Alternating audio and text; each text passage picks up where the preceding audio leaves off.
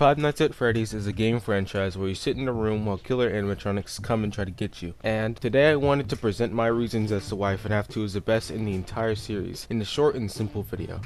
Let's start with the least obvious to most obvious. First being the difficulty. FNAF 2 is known as one of the most difficult Five Nights at Freddy's games out there, with its 2020 mode only being beaten in difficulty by Ultimate Custom Night's 50/20 mode. It starts off pretty easily like a lot of the other FNAF games, just enough for you to get your grasp on how the game works, only really increasing in difficulty on night 3. Then you have to develop intelligent strategies like building muscle memory for when you need to put on your mask so the withered animatronics don't catch you. The difficulty difference and chaos compared to all of the other games make beating this one feel more rewarding than beating FNAF 3 or Sister Location, since you need to try harder and you need more attempts to win. Although for many people, that could be a bad thing. But I personally like that aspect of trial and error, especially because every time you screw up and lose, you can pin it on something that you did or messed up on, instead of some sort of bullshit RNG. Nextly is the animatronic designs.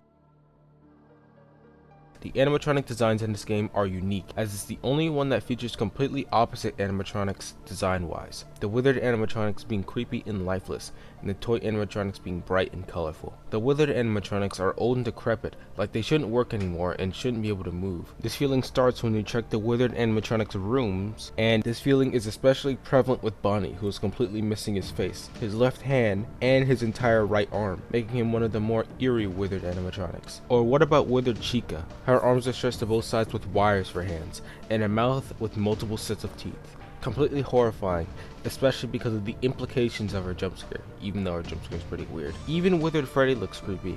I think it has to do with the old Freddy design, since he's not very withered, but he's still beaten up enough to where you think, how's this guy moving? Withered Freddy is especially scary when he appears in the office. Him just being inches away freaks me out, and I never miss a chance to put on my mask when I see him because of that. Foxy isn't too withered, and I think he's the least scary out of the four. But hey, what about the opposite side of the spectrum, the toy animatronics? To be honest, these ones aren't that creepy, but more unnerving because these animatronics that are colorful and lively are trying to kill you. Two of those don't mix. Toy Freddy looks super goofy from far away, but when he inches slowly towards you in the office, it becomes more and more disturbing to look at, until he finally gets into your office, and at that point he just lifelessly stares at you with small glowing white pupils and blank eye sockets. Too bad he rarely even gets off stage. Back to Toy Bonnie though, there's not much to say about him except that he looks harmless. In Toy Chica, she's not scary for obvious reasons.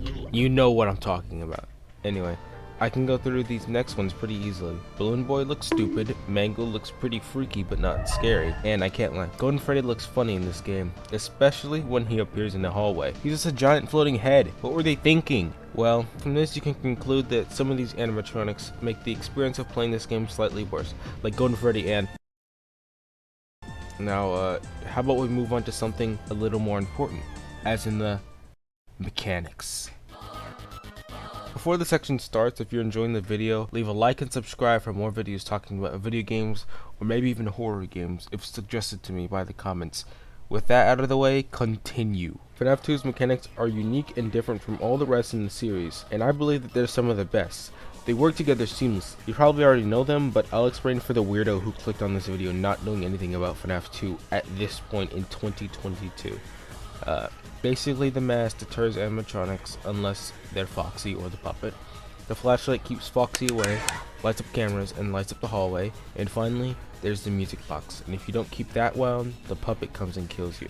Plus another one with the withered animatronics appearing in your room. That's a new thing that this game has and no other one has. It's a little similar to FNAF 3's Phantoms actually, except the Phantoms don't kill you, which kinda sucks. Back on topic though, with all these mechanics, you have to balance keeping Foxy away, the regular animatronics away, and keeping the puppet in their box, adding another level of skill and difficulty in the game. Additionally, all of these elements are needed for the game to function well. If the puppet was removed, all you'd have to do is lift your mask and shine Foxy. If Foxy was fooled by the mask and he didn't need it, then all you have to do is wind up the music box and keep the mask on the whole time. And if the mask was gone, then there wouldn't be a waiting period for you to possibly be attacked, and you'd always have your defenses up. Of course, mastering all of these skills has an extremely high skill ceiling, adding another layer of depth to the gameplay of FNAF 2. But wait, this is a horror game, and a FNAF one at that. What about the jump scares? FNAF 2's jump scares are all very similar, and I think that's one of this game's biggest faults. Everyone knows what a jump scare is, especially if you clicked on this video. It's when something jumps out at you to startle you in a horror movie, or in this case, video game. In this game, basically every jump scare is a lunge towards you, like Toy Chicas, Toy Bonnies, Withered Foxies, the puppet, and I'm probably missing one or two. I think Golden Freddy should count for a lunge towards you since his head just glides quickly towards you, which is really funny looking. But the other jump scares are pretty good. Even Toy Freddy's, purely because of how rarely he comes out. Or Withered Bonnie, since he gets close and seems to grab your face. Or Withered Freddy's, who is just appears and then bites on you. Withered Chica's jump scare isn't that good though. I don't know why she comes from under the table. Weird location. Since the jump scares are so similar in this game, generally you get tired of them faster. Scariness. The game starts off regularly and as expected. You have no idea what anything is, but you become accustomed to the game and become not scared by night 3. Like every FNAF game excluding the 4th, but still, this should be a category.